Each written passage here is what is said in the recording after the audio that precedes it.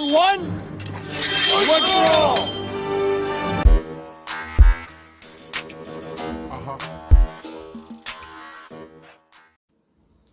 Hey YouTube, Philly J with Different Dimension Gaming, coming at you with a Magical Musketeer deck profile. Now, if you are subscribed to the channel, you know that I had pretty much decided to finish content for the year. I'm moving in a couple days. I got COVID. I got super sick. I was like, you know what? We'll just hold off. But Magical Muskets won YCS Bologna, so I figured let's capitalize on the hype, as I also finished this deck a couple days ago. So I figured, you know what, let's just go for it and post one last video this year. So all of the Magical Muskets are most of the Magical Muskets are based on a historical person from American history, mostly Western outlaws, which I think is very cool, but it does conflict with the name Magical Musketeers because they're not musketeers, they're gunslingers, but whatever, the name sounds very cool. And the entire gimmick of the deck is that they let you activate your Magical Musketeer spells and traps from your hand on either player's turn, and they all proc an effect whenever either player activates a spell or trap card in their same column. With that being said, let's dive in. Now, I did say that they're all based on some kind of Western character, but one that is not based on a character is Caspar. Now, you might be able to figure out, if you did some research, if Caspar is based on anything, but from what I saw on the Yugioh wiki, he's not officially based on anything. But his effect when either player activates a spell trap card in his column is that he can add any Magical Musketeer card from your deck to your hand. So it is a very good normal summon, but it's not the best normal summon in the deck. The best normal summon in the deck is actually Magical Musketeer Starfire, because when either player activates a spell trap in Starfire's column, she will summon a level 4 or lower Magical Musketeer monster from your deck. And Starfire is actually based on Belle Starr, who was known as being the queen of the Oklahoma Outlaws, and she was a very famous gunslinger, very brutal woman back in her day, and apparently she was famous for a lot of stagecoach robberies, and I think that's very, very cool. So yeah, she is the best normal summon in your deck, and being able to add an additional one from your deck to the field to enable some of your link plays is very, very strong. And that's it for the 3-ofs. We are playing a bunch of 1-ofs. So for the 1-ofs, we're playing one copy of Zachiel, one copy of Kid Brave, one copy of Wild, one copy of Calamity, and one copy of Doc. So it's a little bit. So Zachiel is another one that's not based on anything. I've always been under the impression that he's based on Ezekiel from like the Bible or maybe from a famous story, but he's officially not based on anything. And Zachiel's effect is that on your opponent's turn, for every spell or trap that you activate, in the end phase, you can draw one card for each one that you activated. So he's the only one that doesn't gain an effect when you activate a card in its column in the main deck. But being able to draw like 4 or 5 cards at the end of your opponent's turn to start your turn with a full hand is a very powerful effect. Kid Brave is based on Billy the Kid, and his effect is if a spell trap is activated in his column, you can discard a Magical Musket card and draw 2 cards. Wild is based on Wild Bill Hickok, and his effect is that if you activate a spell trap in his column, he can shuffle 3 Magical Musketeer cards from your graveyard into the deck and draw 1 card. And it's really important to remember that it's not 3 with different names, it's just 3, so you can do, 2 of one and 1 of another, or 3 of one if you so choose. So he's really good at getting your resources back and keeping your plays moving forward. Calamity is based on Calamity Jane, who I honestly thought was a fictional character, but apparently she was also a very brutal female outlaw from the 1800s, which I think is very, very cool.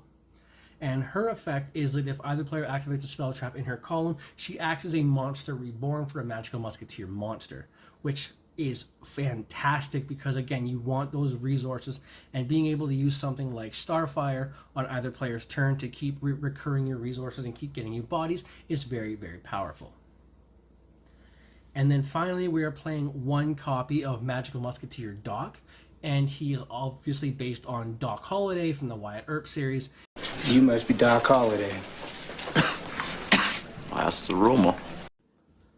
And his effect is that when a card is activated in his column, you can add a Magical Musketeer card from your graveyard back to your hand, but not one with the same name that was activated in the column. And that's it for your main deck Musketeer monsters. We're only playing 11 because we're playing a lot of power spells because this is a going second deck. And the reason we're going second deck will make a lot more sense when we explain what Magical Musketeer Max does. So, for the spells and traps, we're going to be playing 3 copies of Cross Domination. This is basically the imperm of the deck. You can target an opponent's monster. Its effects are negated, and its attack and defense becomes 0. And this is the one associated with Billy the Kid. Then we're playing 1 copy of Steady Hands. This will double the attack and defense of a musket card you control until the end of the turn, and this is associated with Doc Holliday. I'm your Huckleberry. And then we're playing 2 copies of Last Stand, which is associated with Wild Bill. And this one negates the activation of a spell trap while you control a magical musket monster. And it is also a counter trap, which makes it a very useful card in the deck because you can still activate it from your hand. Then we're playing 1 copy of Dancing Needle, which is associated with Belle Star. And this one says you can target up to 3 cards in either graveyard and banish them, which is super, super useful because it banishes up to 3. So if you target 3 and your opponent gets rid of 1, you still get rid of the other 2 cards and you banish them, and most decks really struggle to play through their resources being banished. And then finally, we're playing 1 copy of Desperado, and this is based on Calamity Jane. And Desperado will target a face-up card on the field and destroy it. Now, if you saw the thumbnail, you know we are playing a Fiendsmith engine. Now, I just want to preface this. You only need to play 1 copy of Engraver. You can play more, but you only actually need to play 1. And the reason that this deck works so well with the Fiendsmith stuff is that all of your Musketeers are also light fiends. So we're playing 1 Engraver, 2 Tract, 1 Sanct, and 1 Lurie. And running through the effects, Engraver's got like 4 effects. This card's actually absurd. So you can discard itself to add a Fiendsmith spell trap from your deck to your hand. You can target a Fiendsmith card in your graveyard. You can target a Fiendsmith card you control and a card your opponent controls and send them both to the graveyard. You can shuffle another light fiend from your graveyard into the deck, or actually have to summon this from the graveyard, and you can only use each effect once per turn. So it is a very powerful card, and I understand why the price point on it is so high. This is not a mandatory engine in the deck. You can very well just supplement this with some hand traps, but it is very good for helping you play through Interruption. Fiendsmith Tract will add a light fiend from your deck to your hand, and then discard a card. And because we're playing all light fiends, this is basically just Rhoda for the deck. But the best one to discard is Lurie, because Lurie, when it's discarded, will summon itself as a mandatory effect. And then you can also banish Tract from the graveyard to fusion summon a Fiendsmith monster using monsters from your hand or field as material.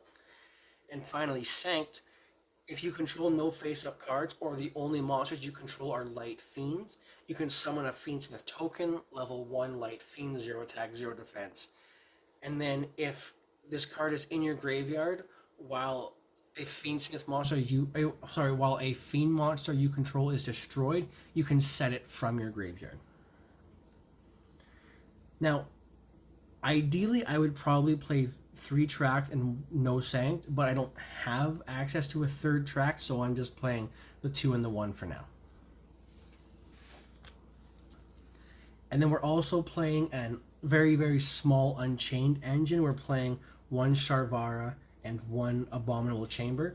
And this again is just to help you play through some stuff and break some boards. So Sharvara, during the main phase, as a quick effect from your hand or a regular effect from your graveyard, you can destroy a fiend monster or a set card you control to summon it from your hand or graveyard. And then when it's sent to the graveyard, you can add an Unchained spell trap from your deck to your hand. And then Abominable Chamber, you can special summon an Unchained monster from your hand or graveyard. And then if it's destroyed, you can summon an Unchained monster from your deck. So again, it helps you just get those fiends into rotation. And it's important to know for your combos that Sharvara is the only card in the deck that will lock you into fiends. And it only locks you while it's on the field. And then for some of our power spells, we're playing 3 copies of Link into the Reigns. I want it on the record that this is an honorary Magical Musket card. This card is absolutely absurd. So, special summon 1 monster from your hand but negate its effects. Then, immediately after this effect resolves, Link summon a Link monster using that monster you control as material, and you can use other stuff if you want. Your opponent cannot respond to the Link summon, and they cannot respond to the effects of the Link monster summoned with this card. Now, if that's all it did, this card would be incredible, but it's got another effect that if a Link monster you control is destroyed, you can banish this card and add a monster from your graveyard to your hand with the same type as the monster that was on the field. So again, we are just running fiends in the main deck, and you're running almost entirely fiends in the extra deck. So this is a super, super strong card to use, especially because we're playing a fair amount of Link 1s. And then for just some generic power spells, we are playing 3 copies of Forbidden Droplet. And this card is really good in the deck because obviously, you can activate it in the same column as your musket stuff. But if you were to, say, have this set and then use Steady Hands and Cross Domination from your hand, you can use your Droplet to send these to the graveyard to gain additional negates on your opponent's board. Just a very, very strong inclusion, and of course being able to deal with your opponent's stuff is very good. And then once you use your musket effects on your opponent's turn, you can also use them for droplet fodder because their effects are not in play anymore. And then we are playing 3 copies of Triple Tactics Thrust. Thank goodness for stuff like the Rarity Collection and the Bonanza, because otherwise there's no way I'd be able to afford cards like this. Thrust is the biggest punishment card I think I've ever seen in this game. If your opponent has activated a monster effect during this turn, you can set any normal spell or trap from your deck to your field, but it can't be activated this turn. However, if your opponent controls a monster, you can add it to your hand instead, and that is absolutely incredible because we are going second deck, and to go alongside with our Thrust, we are playing a lot of one-of power spells. So to go with our Thrust, we're playing 1 copy of Talents, 1 copy of Dark Ruler No More, 1 Lightning Storm, and 1 Raigeki. Basically all the blowout cards that will, most of them aside from Lightning Storm, will also be able to proc your musket cards if you put one down and then you activate this in their same column. So very, very useful way to get all your effects going and just some power spells to help break your opponent's board. And then for the last 2 cards in the deck, pretty standard, 1 Called by the Grave and 1 Rivalry of Warlords, because we're on like 90% fiends. Now I mentioned it earlier, and I told you this card was insane. So for the extra deck, we are playing 2 copies of Magical Musketeer Max. And this is not official, but I honestly think this card is based on Mad Max because his effect is absolutely insane. So it just needs one level 8 or lower magical musket monster. And then if it's link summoned, you can activate one of two effects. First, you can either add from your deck to your hand magical musket spells and traps up to the number of spells and traps your opponent controls. Or you can special summon magical musket monsters from your deck up to the number of monsters that your opponent controls. This card is absurd. This card literally says you can search up to 5 cards. And it's amazing because once you use it, you can also use it as fuel for your Fiendsmith engine because they are all light fiends. This card with Link into the Vrains is almost should just say win the game, because whatever you need to get access to, you're getting access to it because your opponent can't respond. Now for the Fiendsmith engine, we are playing 1 Requiem, 1 Necroquip Princess, 1 Sequence, 1 Desiree, and 1 Agnum Day. So I've laid them out like this because this is the order you're going to summon them in your combo. So Fiendsmith Requiem needs a light fiend. As a quick effect, it will tribute itself to summon the engraver from the deck and then equip itself to the engraver from the graveyard. Necroquip Princess can summon itself by sending the engraver equipped with the Fiendsmith to the graveyard, and then you can use the engraver effect to summon itself back by shuffling in one of your light fiends into the deck or extra deck, and then you will summon into Sequence. And Sequence's effect lets you fusion summon by shuffling from your graveyard back into the deck, and what you're going to summon is Desiree. Now, Sequence has a second effect where it can equip itself to whatever monster you summon with it. It just can't be a Link Fiendsmith monster. And the effect gives it, it says it can't be targeted by your opponent's effects. Desiree needs a Fiendsmith engraver and 2 light fiend monsters. Super duper easy to make in this deck.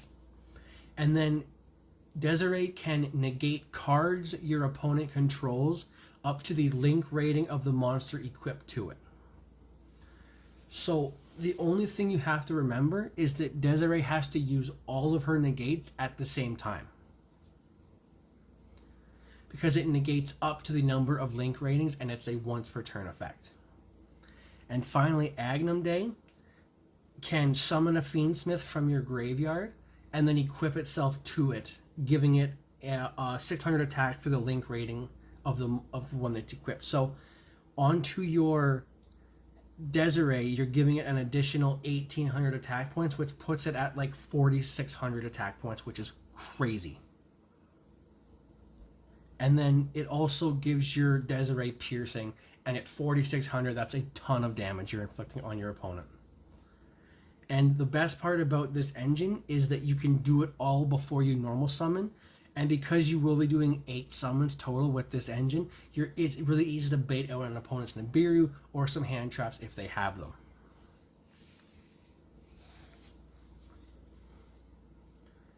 And then for the Unchained engine, we're playing 1 Yama, 1 Rage, and you can play the 1 Anguish, but I've instead chosen to play 1 copy of Nightmare Unicorn. Now, Yama just needs 2 Fiend monsters, and when it is Link summoned, you can add an Unchained monster from your deck to your hand.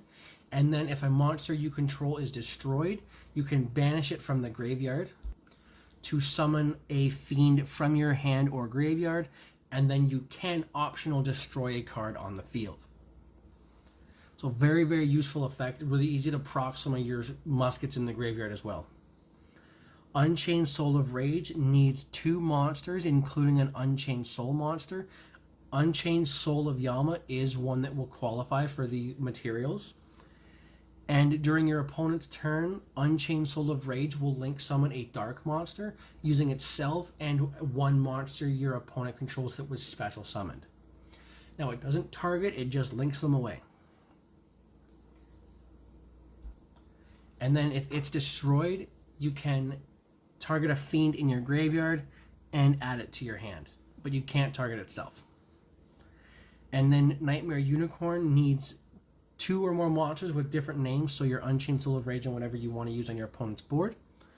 And when it is linked summoned, you can discard a card to non-targeting shuffle an opponent's card into the deck. Super, super useful, and it gives you an additional piece of removal. So off of your Unchained Soul of Rage, you're actually getting 2 pieces of removal at the cost of 1 discard.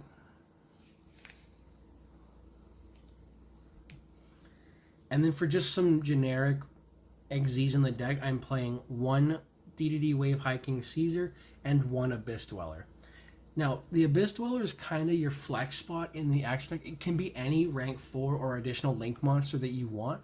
I'm playing Abyss Dweller because my locals is very heavy graveyard reliant focused.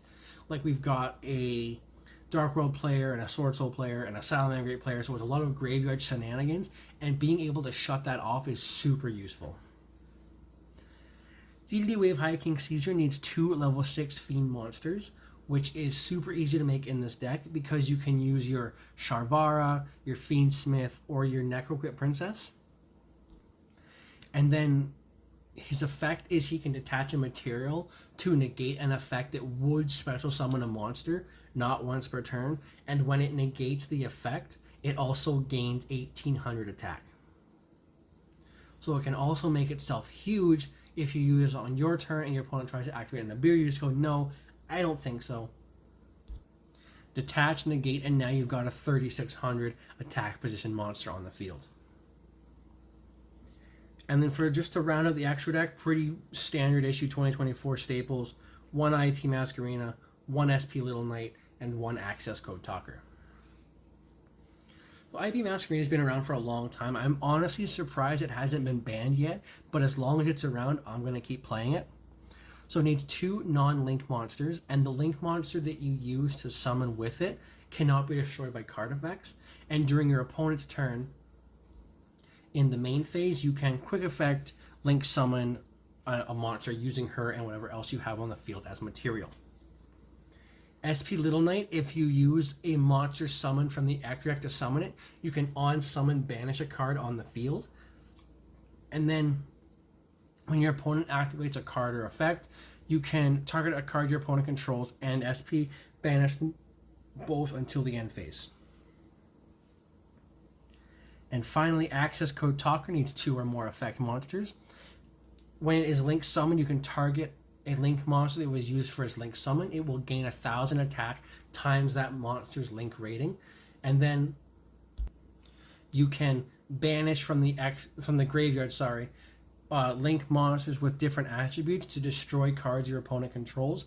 But once you banish something with an attribute, you cannot banish that same attribute for the rest of the turn. So if you use a dark, you can't banish darks from the graveyard anymore with its effect or at all. With that being said, I have rambled a lot. I am totally out of breath. Make sure to like and subscribe. If you think you can improve my deck, please let me know, because I am trying to make this as competitive as I can without completely breaking the bank. And if there is not another video before Christmas, Merry Christmas, Happy New Year, Happy Holidays, whatever you want, and we'll see you next time.